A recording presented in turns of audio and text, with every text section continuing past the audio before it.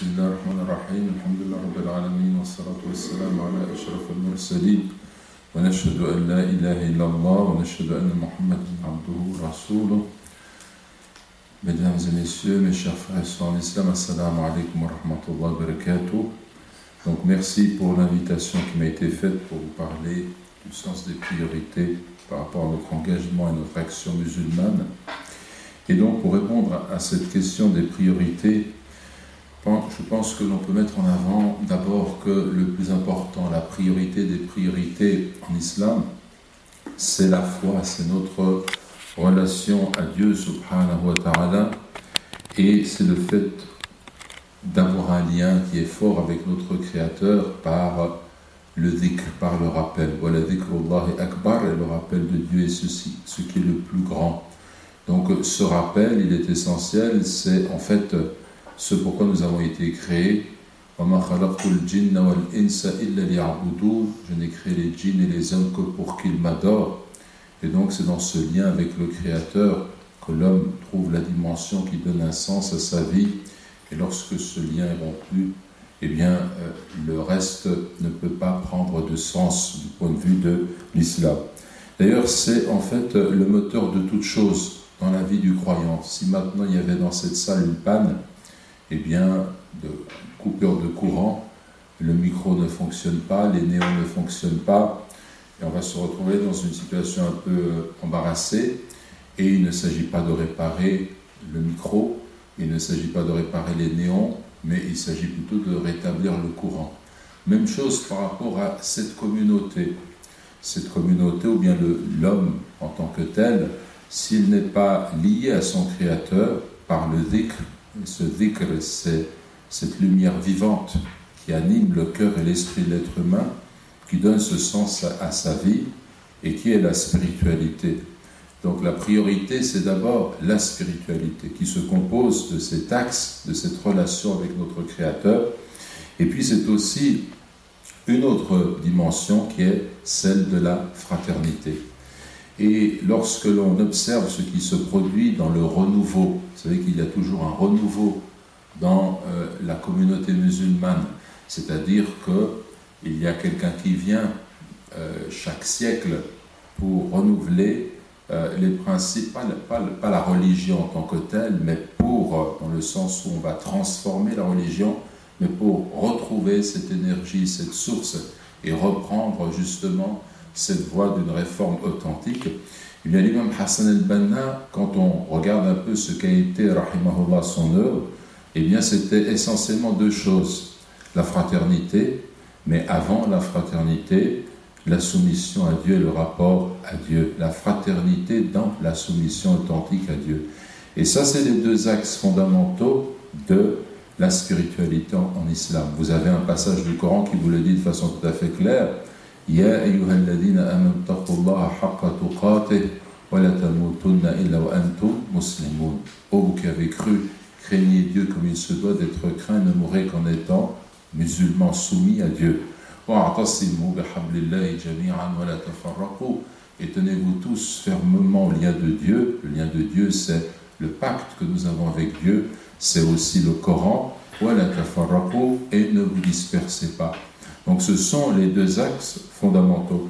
Et cette pratique du dhikr, cela se fait de façon tout à fait évidente et claire du point de vue de l'islam, puisque il y a quelque temps, j'avais traduit le petit ouvrage qui s'appelle El-Ma'thurat. El-Ma'thurat, c'est un recueil des traditions autour du dhikr, autour du rappel, concernant cette pratique dont je vous parle.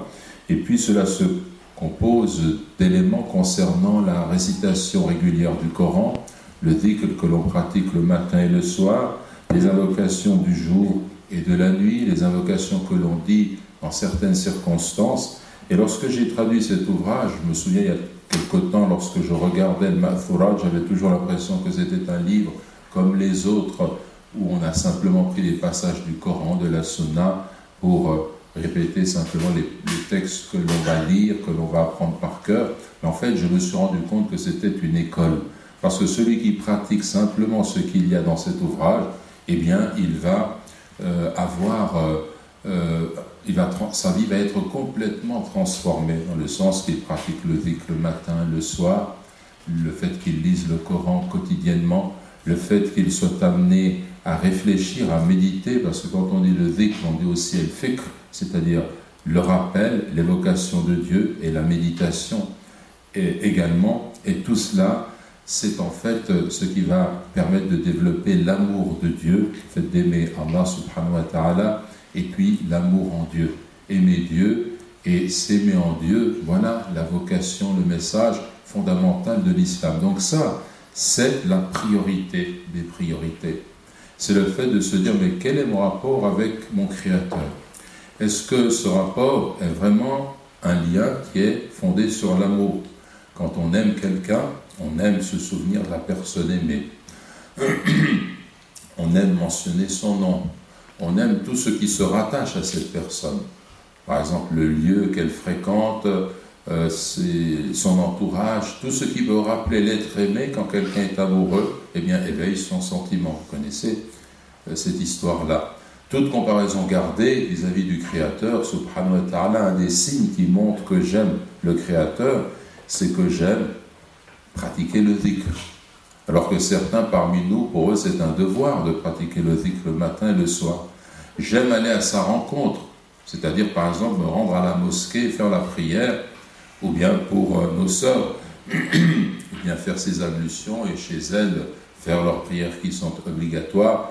Et tout cela, ça montre bien, ça révèle notre degré d'amour et de spiritualité. C'est des questions qui sont essentielles, c'est la priorité, se dire, est-ce que je suis de ceux qui ont délaissé complètement la prière? Cela, on n'en parle pas, parce que c'est une situation qui est difficile du point de vue de l'islam.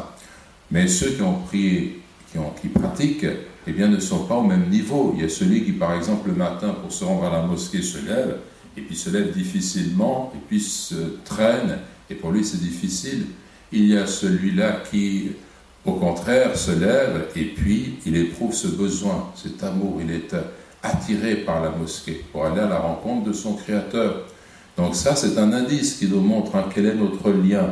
Et puis, le dhikr, et puis la lecture du Coran, quand quelqu'un est amoureux, s'il reçoit une lettre d'amour, eh bien, il va être attaché à cette lettre, et puis il va la lire et la relire de façon continue, toute comparaison gardée, bien entendu. Lorsqu'il s'agit de notre relation à Dieu, il y a différentes façons de lire le Coran. Il y a ceux qui ne le lisent pas, ça, on n'en parle pas. Mais ceux qui lisent le Coran n'ont pas le même degré. Là aussi, certains le lisent parce qu'ils se disent « j'ai mon juz ou ma partie, ma page à lire ». Et puis d'autres le lisent, mais quand ils ouvrent le livre, ils sont heureux de cette lecture. Le cœur, il est animé par cette joie de la lecture, parce que c'est l'aliment de l'âme. Et l'âme a besoin d'aliments, tout comme le corps a besoin d'aliments. Donc cela signifie que c'est là aussi un indice, et c'est cela qu'il faut établir. Si ce point-là n'est pas clair, si ce lien avec Dieu n'est pas fort, alors il n'y a pas le courant. Alors le reste ne peut pas venir, le reste dans notre communauté ne peut pas fonctionner, parce que c'est ce courant qui va permettre justement de réformer l'individu musulman. Il y a dans le corps un morceau de chair, lorsqu'il est sain, le corps entier est sain, lorsqu'il est corrompu, le corps entier est corrompu, et ce morceau de chair, c'est le cœur. Donc c'est cela le secret, c'est commencer par la purification du cœur, dans l'amour de Dieu, dans le rappel, dans la méditation, dans cette proximité avec le Créateur. Donc ça, c'est vraiment la priorité des priorités. Et puis, bien entendu, il n'y a pas seulement ce rapport avec Dieu, comme on l'a dit, mais il y a un lien de fraternité. Donc, c'est d'établir dans l'engagement islamique des liens avec des frères, avec des sœurs qui comprennent cette dimension-là de l'engagement et qui vont vivre ensemble pour former cette petite communauté de gens qui vont vivre l'islam et qui vont appeler les autres à l'islam et qui vont vivre l'islam dans une fraternité qui est réelle, qui est entière, qui fait que là aussi dans la fraternité, on a plusieurs degrés. Vous connaissez tous, comme moi, le hadith qui dit « La yu'minu ahadukum hatta yuhibba li akhi ma yuhibbu li nafsi » Aucun d'entre vous n'est croyant jusqu'à ce qu'il aime pour son frère ce qu'il aime pour lui-même. Donc on comprend par là, aucun d'entre vous n'est à une foi parfaite, entière, accomplie, jusqu'à ce qu'il aime pour son frère ce qu'il aime pour lui-même. Donc cela signifie que, bien que nous connaissions ce hadith, est-ce que vraiment nous l'appliquons, nous le vivons? Il y a plusieurs degrés dans la fraternité, dans le lien avec son frère. Premier degré, nous disent nos ulama, c'est salamatu sadr, c'est le fait que la poitrine soit saine, que je ne porte pas de rancœur, de mauvaises pensées, de choses qui sont obscures au fond de moi-même contre telle ou telle personne, que j'écarte de moi al-dhann, la conjecture.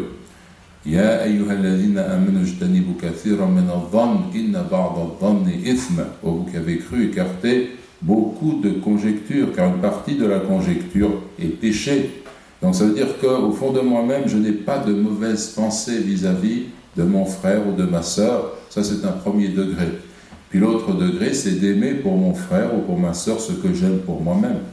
Et le troisième degré, c'est l'ithar, c'est-à-dire préférer mon frère et ma sœur à moi-même. Donc faire passer, accorder la priorité à mon frère ou à ma sœur. Et ça, c'est le degré qu'ont atteint les compagnons, qu'ont atteint un certain nombre de personnes.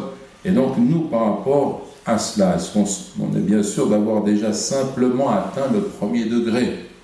Et ce sont des questions qui sont importantes, et c'est dans ce sens-là qu'on définit les priorités de notre engagement.